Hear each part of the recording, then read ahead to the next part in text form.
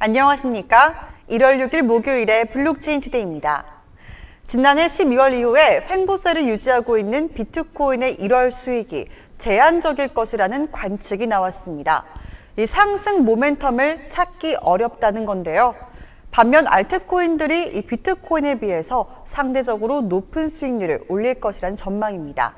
이 비트코인의 거래량은 계속해서 감소하면서 보합세를 이어가고 있는데요. 미국 SEC는 비트코인 현물 ETF에 대한 결정을 60일 연기한다고 발표하면서 이 비트코인 가격 하락의 분위기를 조성하기도 했습니다. 그럼 오늘 블록체인 업계 주요 소식 짚어봅니다. 금융정보화추진협의회가 이 블록체인 기반의 금융권 DID 서비스 표준을 제정했다고 밝혔습니다. 최근 사회 전반에서 이 DID 기반의 서비스가 논의되고 있으나 금융사가 실제 활용할 수 있는 서비스의 표준은 미비했는데요.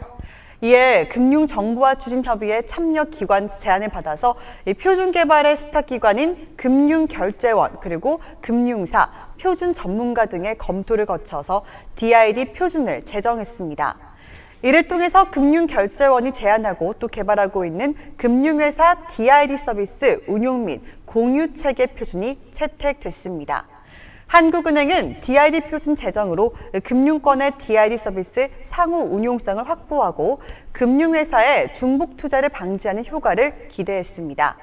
금융결제원은 금융사와 공공 그리고 금융권 재증명서의 전자지갑 서비스 등 사용자가 믿고 이용할 수 있는 서비스를 발굴할 계획입니다. 암호화폐 거래소 코인원의 작년 한 해 동안의 누적 회원이 급격하게 증가했습니다. 지난해 12월 기준으로 이 코인원 누적 회원 수는 약 222만 명으로 집계됐는데요. 전년 대비했을 때 133%가량 증가했습니다. 지난해 신규 회원자 가입자 중에는 30대가 34%로 가장 많았고 그 뒤를 20대와 40대가 이었습니다. 특히 주목할 점은 20대 신규 가입 회원 비중이 전년 대비해서 약 9%가량 증가하는 등 이 2030 세대의 가입자가 늘었다는 건데요. 이런 추세에 코인원의 기업 규모 역시 크게 성장했습니다.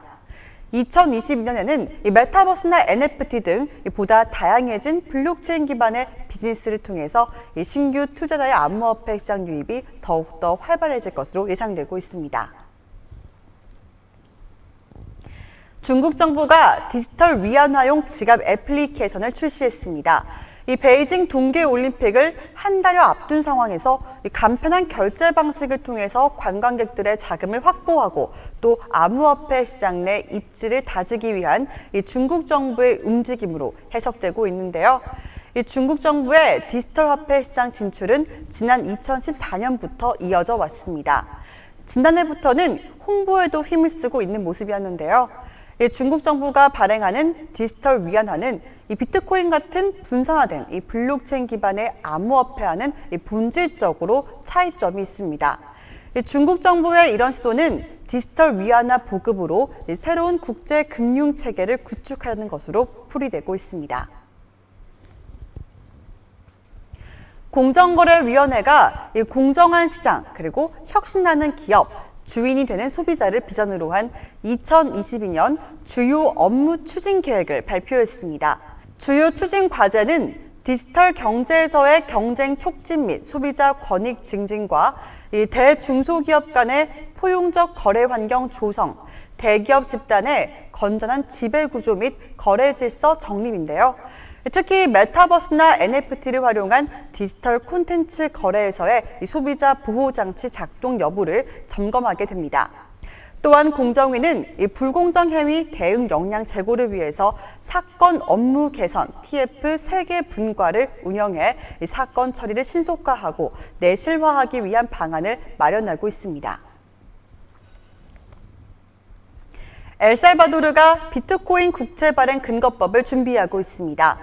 이로써 엘살바도르는 이 비트코인을 법정화폐로 채택한 최초의 국가이자 또 비트코인 국채를 선보인 최초의 국가가 될 전망인데요. 엘살바도르 정부는 비트코인 국채를 발행하는 데 필요한 법안을 의회에 제출할 예정입니다. 엘살바도르 재무장관은 이 비트코인 국채 발행을 법제화하기 위해서 금융시장과 또 금융투자에 관한 법률 20건을 발의하겠다고 말했는데요. 또한 지난해 11월에 이 비트코인 국채 발행에 대한 발표를 한 뒤에 암호화폐 유가 증권에 필요한 시장의 규제를 위한 법안을 준비해 왔다고 밝혔습니다. K뱅크가 IT 센터를 이전하기로 했습니다. 이로 인해 설 연휴 3일 동안에 이 K뱅크 서비스가 일시 중단되는데요. 이 K뱅크는 설 연휴인 오는 30일부터 또 내달 1일까지 현재 서울 상암에 위치하고 있는 IT 센터를 서울 목동으로 옮긴다고 합니다. K뱅크는 최근에 이 다양한 신상품 출시하면서 암호화폐 거래소 업비트와의 제휴 등 이 가입자가 빠르게 늘고 있었는데요. IT 인프라 수준을 높이기 위해서 이같이 결정했다고 밝혔습니다. 이전 기간 동안에는 이 K뱅크의 금융거래 서비스 대부분을 이용할 수 없게 돼서 미리 대비하시는 게 좋을 것 같습니다. 블록체인 이슈 앤 트렌드 초성 뉴스에서 이은주 아나운서가 대기 중입니다.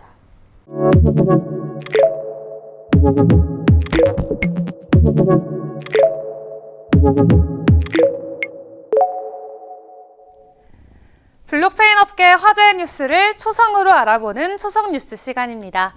그럼 오늘의 초성 함께 확인해 볼까요? 첫 번째 초성입니다. 미음, 티읕, 비읍, 시옷. 작년부터 시작된 열기가 아직까지도 식을 줄 모르죠. 네, 바로 메타버스입니다. 매일 메타버스와 관련해서 입이 떡 벌어지는 놀라운 소식들이 들려오는 요즘인데 오늘 오전에 한 외신을 통해 또 하나의 신기록을 세운 소식이 전해졌습니다. 블록체인 기반 P2E 마피아 게임인 신시티의 메타버스 가상토지 4곳이 판매 시작 2시간 만에 총 350만 달러에 판매됐다는 소식인데요. 신시티는 전트론 비즈니스 책임자인 로이 리우가 설립한 것으로 거버넌스 시스템, 디파이 스테이킹, 자체 NFT 시장을 포함하는 블록체인 기반 마피아 메타버스 게임입니다. 신시티 메타버스는 총 15,000개 필지가 17개 구역으로 나뉘어져 있고요. 이 구역마다 새로운 게임으로 구성되어 있는 걸로 알려져 있습니다. 이번에 토지 구입 못하신 분들 너무 아쉬워하지 않으셔도 될 것 같은데요. 오는 2월에 다음 토지 판매가 열릴 예정이라고 하네요. 그럼 이어서 다음 수성도 알아볼까요? 시옷, 티읕, 비읍, 이응, 이응, 키읔입니다. 힌트를 드리자면은 mic drop. 네, 이 방탄소년단과 함께 곡 작업을 해서 국내에서도 큰 인지도를 쌓고 있는 해외 유명 아티스트죠. 스티브 아오키가 8번째 BAYC NFT를 구매했다고 합니다. 해당 NFT는 보이드 에이프 샵 9309로 거래 가격이 무려 81.23 이더리움, 약 31만 달러 상당으로 전해졌는데요. 스티브 아오키는 NFT 보관을 위해 더 엔테임드와 협업했다고 합니다. 아오키는 앞으로도 NFT 컬렉션 및 아티스트를 지원하기 위해 다양한 NFT를 수집할 것이라고 전했다고 하네요. 다음 초성 주세요. 이응, 피읍, 미음, 티귿, 비읍, 시옷입니다. 새로 등장한 개념으로 모든 참여자에게 혜택을 받을 수 있도록 기회를 제공해서 기존 제로섬 사고 체계를 무너뜨릴 것이라는 주장이 나오고 있는 건데요. 네, 정답은 바로 오픈 메타버스입니다. 애니 모카 브랜드 공동 창업자인 야시오는 본인의 블로거를 통해 이 오픈 메타버스를 통한 전 세계 심화되는 불평등 문제를 해소하는 솔루션을 제공할 것이다 라면서 메타버스와 NFT에 대해서 언급했습니다. 또 NFT와 관련해서는 분산화된 방식으로 디지털 자산의 소유권을 보장한다는 점에서 온라인 세계의 패러다임 전환을 나타낸다고 전했는데요. 다만 대부분 사람들은 여전히 메타버스와 NFT의 엄청난 잠재력을 이해하지 못하고 있다고 지적하기도 했습니다. 아직 메타버스의 개념도 온전히 이해하지 못한 사람들이 대부분인데 벌써 오픈 메타버스까지 가상자산 업계는 정말 하루도 쉴 틈이 없는 것 같습니다. 마지막 초성도 살펴볼까요? 시옷 이응 지읒입니다. 국내 대기업의 대표 주작격인 삼성전자와 LG전자가 NFT 거래 플랫폼을 내장한 TV를 선보인다고 합니다. 삼성전자는 5일부터 7일까지 미국 라스베이거스에서 열리는 가전 박람회 CES 2022에서 전시될 자사의 라인업을 공개하면서 이 NFT 콘텐츠를 구매하고 또 편하게 감상할 수 있는 세계 최초의 NFT 플랫폼을 선보인다고 하는데요. 뿐만 아니라 LG전자도 올해 올레드 TV 라인업을 발표하면서 NFT 콘텐츠 거래 기능도 구현하겠다고 밝혔습니다. TV의 유명 NFT 예술 작품을 고화질로 구현하거나 디자인을 강조한 TV로 벽에 걸거나 놓기만 해도 공간을 갤러리로 만들 수 있도록 하는 예술과 기술의 조화를 경험할 수 있는 시대가 성큼 다가온 것 같죠? 지금까지 초성 뉴스 이은주였습니다. 비트코인은 연말부터 이 저조한 상승 흐름 보이면서 투자 심리도 많이 위축된 상황입니다. 하지만 올해에는 이 블록체인 기술 도입의 사례가 증가할 것으로 전망되고 있는 만큼 이 암호화폐 시장의 분위기도 하루빨리 회복되기를 기대해 보겠습니다. 오늘 방송 여기까지고요. 정오에는 이 블록체인 데이 플러스에서 실시간 차트 리딩 그리고 소통의 시간이 준비되어 있으니까 많은 참여 부탁드리겠습니다. 그럼 정오에 만나요. 안녕.